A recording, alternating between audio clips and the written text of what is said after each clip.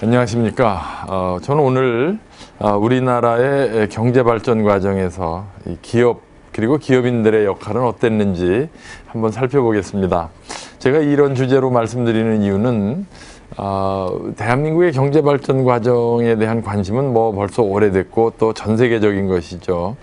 근데 이제 많은 연구 결과는 주로 대한민국이 지난 50년 동안 어떤 정책을 폈나. 그래서 이제 정책에 많이 관심이 많아요. 왜냐하면 주로 이제 경제연구기관이라는 것이 정책연구기관이다 보니까 대한민국의 정책, 경제발전 전략이 어땠고, 정부는 그때 환율은 어땠고, 금리는 어땠고, 세금은 어땠고, 이제 이런 이야기를 하다 보니까 많은 경우 이제 어떤 정부 주도하에 정부가 정책을 잘해서 한국의 경제가 이렇게 성공한 거다라고 생각하는 경향이 있게 되었습니다. 근데 사실은 한국 경제를 저도 개인적으로 이제 외국에서 오는 뭐 전문가들한테 또는 학생들한테 한국 경제 발전 과정을 설명할 기회가 많이 있는데 보면은 한국에 저도 이제 교과서에 있거나 연구기관의 자료를 근거로 강의하다 보면 한국의 경제 발전 과정을 자꾸 정책이나 제도 중심으로 설명을 하게 됩니다. 그렇게 되면 이제 많은 개도국이나 이런 사람들은 이 얘기를 들으면서 긍정을 하면서도 끝끝내 남는 궁금증이 뭐냐면 그러면 자기네 나라도 한국이 그 당시에 했던 이 정책들을 그대로 가져다가 자기네 나라에다가 소위 말하는 컴퓨터 용어로 하면 카피 페이스트를 하면 그게 그대로 작동할까요? 라는 질문을 받으면 저는 사실 좀 막연합니다. 답하기가 자신이 없죠. 왜냐하면 한국에서의 그 당시에 경제 환경과 세계 경제 환경에서 썼던 한국 정부의 정책 패키지를 그거를 그대로 그 나라에 지금 갖다 놓으면 그대로 안 될 가능성이 많거든요. 그래서 항상 그 전문가들이나 학생들이 이제 그런 질문을 했을 때 상당히 좀 당황하곤 합니다. 그런데 사실은 이제 그런 문제 제기에서 이 한국 경제 발전 과정을 다시 한번 쭉 자료를 들여다 보니까 거기에는 우리가 간과했던 연결고리가 하나 있는 것 같았습니다. 그게 바로 뭐냐면 그 당시에 그러한 정책과 제도적 장치 하에서 우리나라의 기업과 기업인들이 어떻게 반응했는가 라는 것이 상당히 간과되고 있습니다. 제가 몇 해 전에 모 후진국에서 온 전문가들하고 이런 세미나를 하는 과정에서 그때 그분들이 한국 경제 발전 과정 얘기를 듣더니 중간에 한 분이 그러더라고요. 한국에는 바로 그 당시에 그러한 리더십과 함께 같이 이 경제 발전을 이끌었던 그런 기업과 기업인들이 없다. 그러니까 이 정책을 그대로 자기네 나라에 가져가 봐야 이게 작동 안 하는 이유가 그거다. 그때 저는 아주 이렇게 상당히 큰 어떤 충격을 받았습니다. 이게 절반의 스토리구나. 그래서 저는 이제 우리나라 경제 발전 과정을 어떤 리더십과 정부의 정책으로만 설명하는 데는 한계가 있을 것이다. 특히 이것도 하나의 중요한 한류인데요. 이걸 다른 나라에 전파하는데 이 또 다른 절반의 이야기를 반드시 포함해야 되겠구나 해서 이후 많이 이쪽으로 들여다보고 오늘 그 중에 일부를 여러분과 한번 나눠보고자 합니다. 먼저 다 아시다시피 대한민국은 2차 세계대전 이후에 독립한 나라들 중에 선진국의 2만 불의 소득을 넘어서 선진국의 문턱에 도달한 어떻게 보면 유일한 나라입니다. 대만이 뭐 최근에 2만 불을 넘었다고는 하지만 아직은 한국이 선두주자인 건 분명한 것 같습니다. 사실 1950년대만 해도 100불 소득도 안 되던 나라가 지금 2만 2천 불을 넘었으니까 기적이라고 할 만하겠죠. 그런데 지금 우리가 한국 경제가 발전했다, 한강의 기적을 이루었다고 얘기할 때 이제 쓰는 지표가 국민소득 아닙니까? 1인당 국민소득. 그래가지고, 아무런 의문 없이 1인당 GDP 또는 1인당 GNP 이렇게 쓰죠, 관례적으로. 근데 이 GDP, GNP라는 건 다 아시다시피 국내 총생산 또는 국민 총생산의 영어 약자죠. 그러면 예를 들어서 국내 총생산 GDP라는 것은 무엇인가요? 그게 국민소득인가요? 아닙니다. 경제학 원론 어느 교과서를 봐도 GDP는 국내 총생산이라고 되어 있습니다. 그러니까 즉 1년 동안에 그 나라의 국민들이 생산한 모든 재화와 서비스의 그 당시 시장 가격의 총합, 단순합을 GDP라고 하죠. 우리나라가 2012년에 약 1272조 됐고요. 그것을 이제 달러로 2012년 달러 평균 환율로 해서 환산한 뒤에 우리 인구수로 나누니까 1인당 GDP가 22,700불이다. 뭐 이렇게 나온 겁니다. 그러니까 1인당 GDP라는 것은 분명히 생산량 개념입니다. 1인당 생산량이 평균적으로 22,000불 정도 된다 이런 얘기거든요. 근데 우리는 그거를 아무런 거리낌 없이 그게 국민소득이다 이제 이렇게 사용하고 있죠, 개념적으로.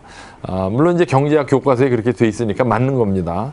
그런데 이렇게 우리가 그 국민소득을 1인당 생산량과 똑같다고 보는 그 배경에는 굉장히 중요한 경제 원리가 숨어 있고, 이것을 사실은 알아야만 한 나라의 경제 발전 과정을 이해할 수 있는 굉장히 중요한 지식이기도 합니다.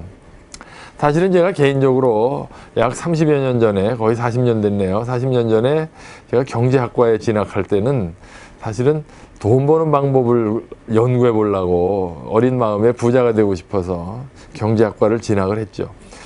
그런데 그 당시에 이제 대학 입시 편람을 보면 뭐 경영학도 있고 뭐 다른 과목도 있지만 이게 소득이 어떻게 창출되는가라는 걸 연구하는 과목이 있는 학과가 경제학과더라고요. 거기 소득론이라는 과목이 있습니다. 소득론.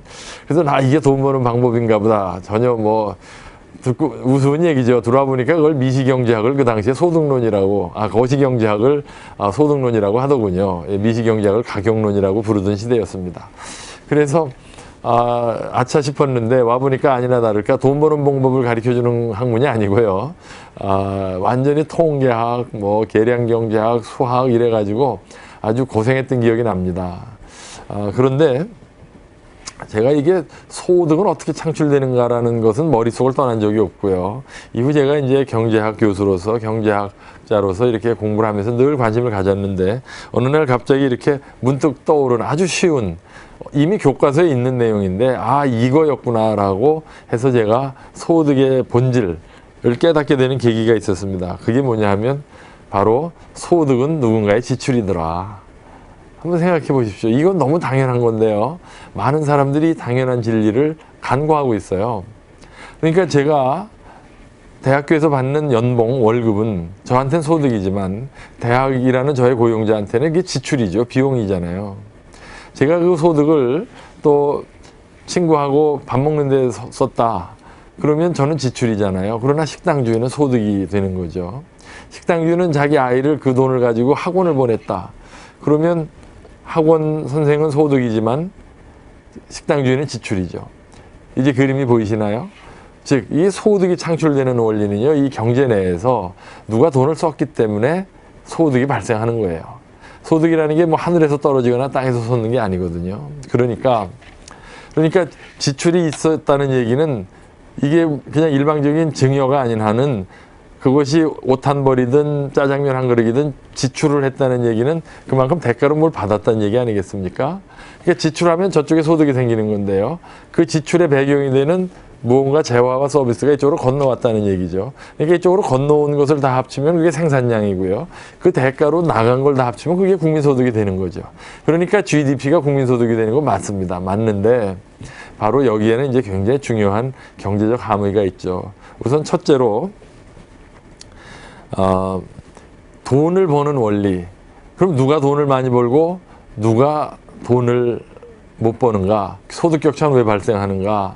또 어떤 기업은 이익을 많이 내고 어떤 기업은 이익을 못 내는가? 이 원리를 설명할 수 있는 명제가 바로 아까 말씀드린 소득은 누군가의 지출이다 라는 명제죠. 왜냐하면 고소득을 올렸다는 것은 그것이 무슨 사기로 아니면 협박으로 이렇게 뺏어온 거가 아닌 한은 분명히 자발적 거래로 누구한테 지불 용의가 생겼다는 얘기거든요. 그것이 택시를 한번 타는 것이든 자판기에서 음료를 뽑아 먹는 것이든 어쨌든 파는 사람과 사는 사람 간의 자발적인 거래고, 그리고 그 가격은 바로 그만큼의 지불 용의가 있기 때문에 그런 것이거든요.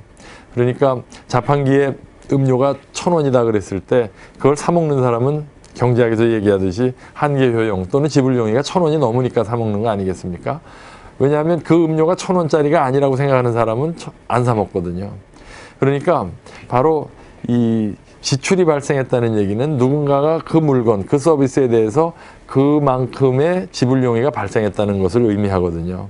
그러니까 우리 사회에서 돈을 많이 벌었다는 기업, 돈을 많이 벌었다는 사람들의 공통점은 바로 그 상대방에게 그만큼의 높은 지불 용의를 자아내는 서비스나 물건을 제공했다는 뜻이거든요.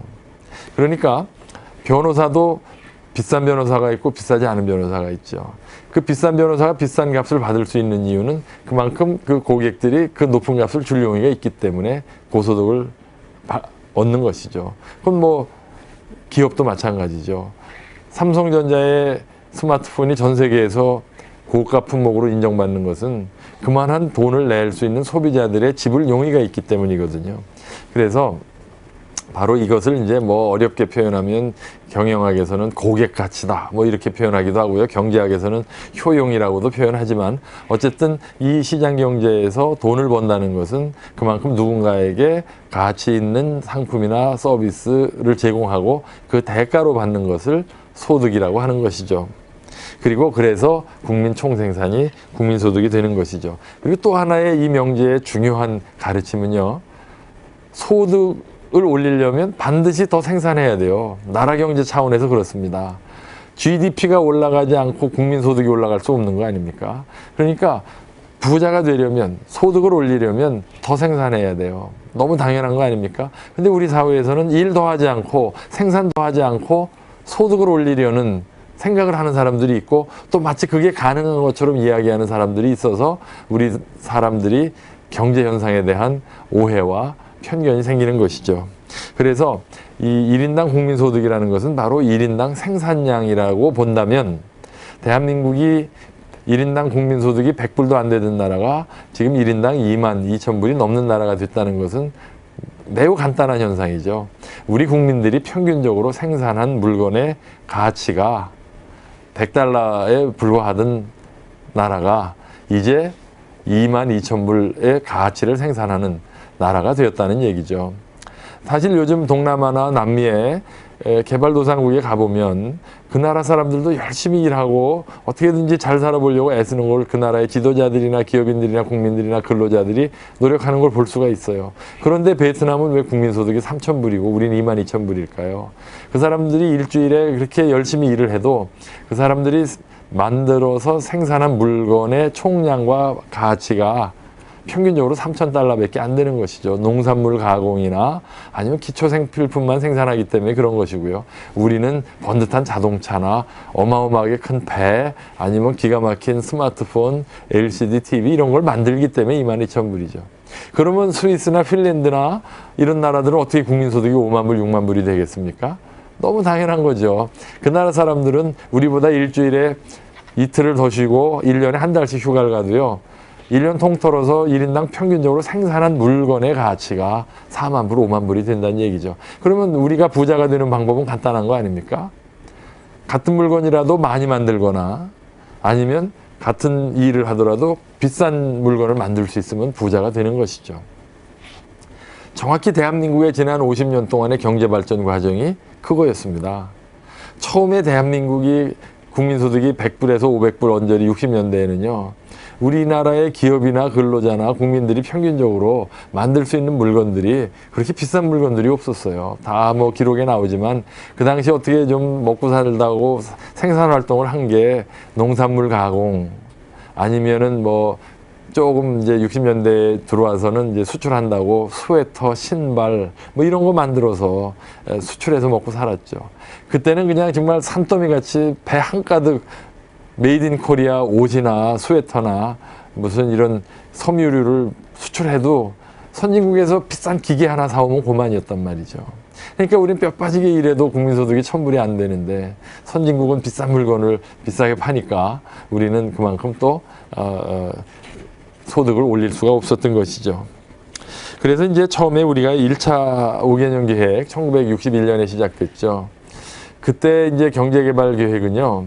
많은 사람들이 생각하는 것과는 좀 달리 처음에 경제개발 전략은 사실은 내수 확대를 통한 자립경제였습니다. 즉 수입 대체 산업 육성을 통한 자립경제 달성 뭐 이렇게 돼 있었습니다. 왜냐하면 그게 무슨 뭐 우리나라 정부의 정책이 아니라 그 당시에 우리나라는 재정의 절반 이상을 외국 원조로 조달하는 아주 가난한 후진국이었기 때문에 많은 선진국의 자문관들이 와서 대한민국의 경제 발전을 이러쿵이러쿵하게 하라 하고 이제 기술 지원을 많이 해줬죠. 그래서 사실 경제발전 계획이라는 것은 이승만 정부 때나 장면 정부 때도 있었습니다. 다만 구체화되고 실행에 옮기지 못했을 뿐이죠. 그러나 어쨌든 그 당시에 경제발전 전략이라는 것은 그 당시에 우리하고 어깨를 나란히 했던 신생 개도국들처럼 동남아나 남미나 뭐 이런 나라들처럼 경제적 자립, 수입 대체 산업 육성을 통한 내수 산업 육성을 통한 경제적 자립을 추구했던 것이죠. 그런데 대한민국의 1차 5개년 계획은 멀리 가지를 못합니다. 왜냐하면 대부분의 나라들은 그 당시에 천연 자원이 있었고요. 특히 신생독립국들의 이 지리적 위치를 보면 주로 적도 지방이나 뭐 이런 데 아닙니까? 그러니까 천연 자원, 삼림 자원, 광물 자원이 많죠. 그러니까 그 당시에 이제 글로벌 스탠다드랄까요? 국제기구나 선진국들이 개도국 신생독립국에게 권장하는 모델은 니네 나라의 많은 천연 자원을 해외에 수출해서 그걸로 외환을 얻어서 그걸로 필요한 기계나 이런 기술을 습득해서 니네 손으로 필요한 물건 먹고 살아라. 그렇게 해서 자립경제 달성해라. 이런 것이었죠. 실제로 뭐 인도도 그렇게 했고 남미의 많은 나라들도 그렇게 했고 동남아의 신생독립국들 인도네시아 다 그렇게 했습니다. 그런데 대한민국은 온대지방에 있었을 뿐만 아니라 천연자원이 없었어요. 그러니까 그 당시에 유엔이나 세계은행이나 이런 데서 권장하던 경제발전 모델을 지속 가능하게 만들 수가 없었던 것이죠. 제일 먼저 부딪힌 장벽이 바로 외환의 부족입니다. 그러니까 다른 개도국들은 자기네 나라의 광물이나 삼림자원이나 천연자원을 팔아서 외환을 얻을 수가 있는데 대한민국은 없잖아요. 석유도 없고. 그러니까 달러가 처음부터 제약 조건이 된 겁니다. 그래서 1차 5개년 계획 마지막 2차 5개년 계획부터 대한민국 경제발전 전략을 수출주도형 전략으로 바꾸게 되는 것이죠. 그러니까 대한민국의 경제발전 전략이 처음부터 수출 촉진 전략이었다. 경공업 중심의 노동집약적인 산업을 육성해서 수출하는 전략이었다라는 것은 사실은 약간 현실과 다르고요. 그리고 그것조차도 선진국의 많은 전문가들은 대한민국이 수출로 경제 발전을 한다는 것에 대해서 많은 우려와 불안감을 표현했던 사실도 있습니다. 그러나 어쨌든 대한민국 그 당시에 천연자원이 없었고요. 그리고 전쟁으로 모든 기반시설은 다 파괴되었고요. 그런데 50년대에 교육 열풍이 불어서 이 아주 잘 훈련된 그리고 문맹률이 10% 미만인 그래서 잘 훈련되고 쓸 줄 알고 읽을 줄 아는 우수한 인력들이 대량으로 존재했던 것이죠. 그리고 임금이 쌌고요. 그러니까 이러한 조건들을 통합해 보면 한국 사람들이 부자가 된다는 것은 잘 살게 된 소득을 올린다는 것은 다른 개도국과는 달리 외국으로부터 천연자원을 수입해서 그것을 가공해서 그리고 내수가 약하니까 수출해서 소득을 올리는 전략밖에 없었던 것이죠. 그래서 그것이 어떻게 보면 그 당시에 그 글로벌 트렌드에 반하는 일종의 벤처를 한 거죠. 모험을 한 것이고 그 당시에 여러 가지 세계적 여건이 한국에게 상당히 유리하게 작용을 했고 여기서는 구체적으로 뭐 언급할 필요는 없습니다만 어쨌든 60년대에 수출 주도형의 경공업 중심의 수출 촉진 전략이 상당한 성과를 냈고 60년대에 우리나라의 경제 성장의 모델이 된 것이죠. 그러나 아까도 말씀드린 대로 초기에 기술이 없고 번듯한 자본재, 기계나 공장이 없으니까 주로 이 노동력을 많이 쓰는 대표적인 게 섬유 산업이고요. 뭐 가발, 봉제, 장난감 뭐 그런 것들이죠.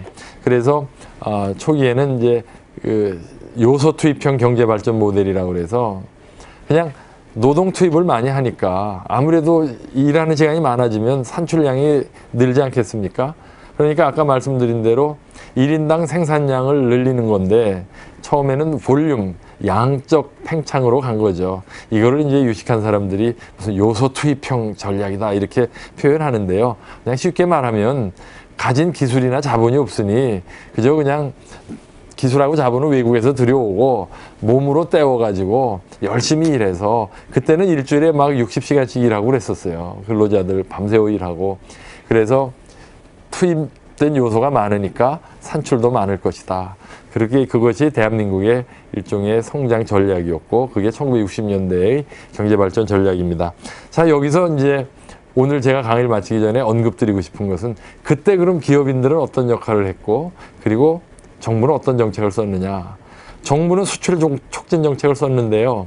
수출 금액 또는 외국에서 벌어온 외환 달러 금액에 비례해서 혜택을 줬습니다.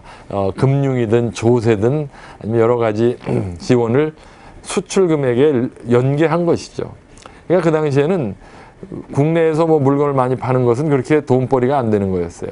어떻게든지 그것이 돌멩이든 생선이든 해외에다 팔아서 달러를 벌어오면 그것이 자본 축적에 또는 소득 증대에 굉장히 빠른 방법이었고 정부는 이렇게 금융, 조세 그리고 기업적인 어떤 이윤 동기를 주는 유인을 제공했고요. 정작 어느 곳에 어떤 물건을 어떻게 파느냐에 관한 결정은 사실은 정부가 지시하거나 정해준 건 거의 없습니다.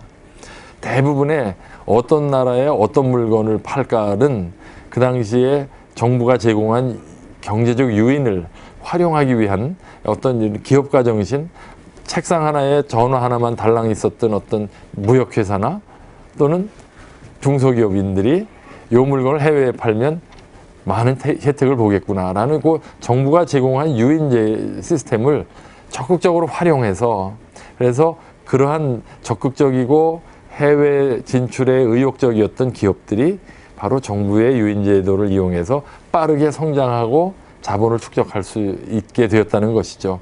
그래서 여기서 강조할 거는 그 당시에 우리가 수출 촉진 정책이고 정부가 수출을 지원했고 다 맞습니다. 맞는데 우리가 간과해서는 안 되는 것은 정부가 직접 어떤 물건을 어디다 팔아라라고 지시하거나 기획한 것은 거의 없고요.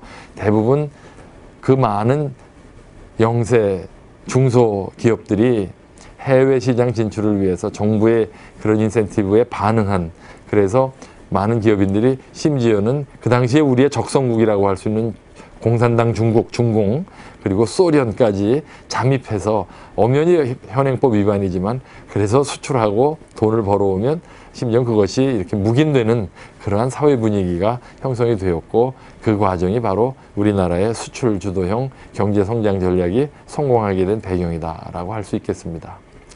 다음 시간에는 이 중화학공업, 3차 5개년 계획부터 시작된 중화학공업 과정에서는 또 우리나라의 기업과 기업인들이 어떤 역할을 했는지 생각해 보도록 하겠습니다.